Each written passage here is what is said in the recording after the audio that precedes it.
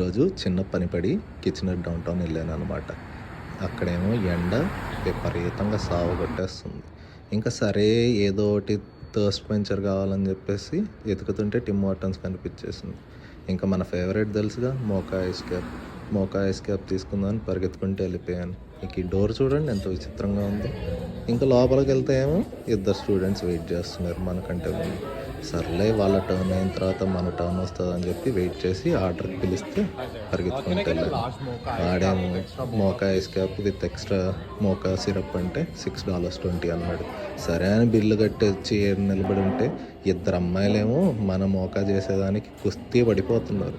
సరే అని చెప్పి వాళ్ళు ఇచ్చి తీసుకొచ్చి చేతిలో పెడితే అది చూస్తే ఏమో మోకాలాగే లేదు. సర్లేరా బాబు, ఏదో ఒకటి $6.20 కట్టాము, ఇంకా తాగాల్సిందే కదా అని చెప్పి తీసుకొని అలా పని చూసుకుందాం అని చెప్పి బయలుదేరా. సరే మరి, మళ్ళీ కలుస్తా, బాయ్.